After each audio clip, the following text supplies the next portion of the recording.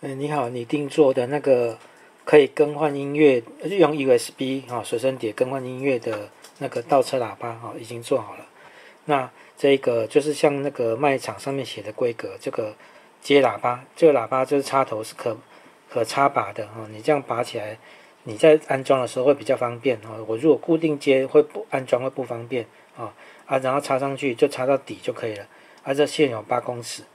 在这边这个是选择8段声音的，就是你随身碟里面放8首歌就是 MP3 的格式用这个可以去选择那8首歌那随身碟在这里这个是16G 的很大啦。这个因为买不到小容量的，所以说都是容量很大的随身碟，插进去就可以了我现在里面已经有帮你放8首音乐那这边这个是调整音量大小的顺时针变大，顺时针变大声逆时针变小声然后这边有3条线，这个红黑这2条线是固定接24伏，红色接正，黑色接负我现在已经帮你接24伏24点多都没问题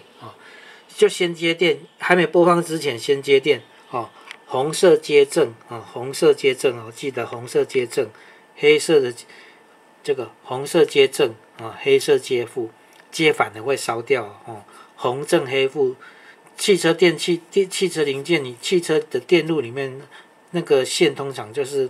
直流的都是红色接正，黑色接负，大部分都是这样子蓝色的这条线，蓝色这条线是接倒车灯的正极倒车灯的正极，你如果忘记了再回来看这个影片倒车灯的正极你接负极就不会响了不会怎样接正极，倒车灯你接倒车灯的正极，倒车灯当你打倒车档的时候灯会亮正极就会有电它就会开始播放，它就会播放你这里选择的音乐，就这样子而已那这个是分贝器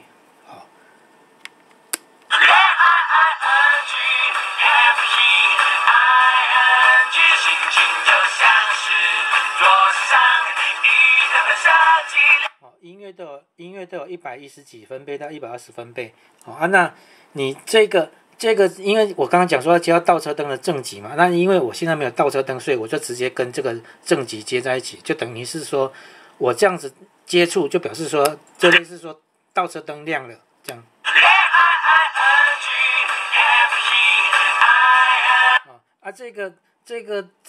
这个红正黑红的这条线要一直接着电源要一直接着电源我们是用倒车灯这个有没有亮来控制那个音乐要不要播放那我现在再换一首，那我现在再换一首音乐刚刚那个没有电池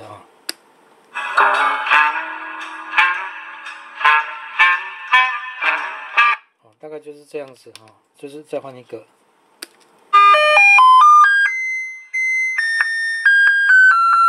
你只要就是要更换，你只要把里面的这个随身碟里面的 MP3 的音乐更换就可以了就是放8首，它就可以用这个去选择8首音乐，就这样子当然你放6首也是可以只是说它就有2首就没得选，就没有歌可以放，就这样OK。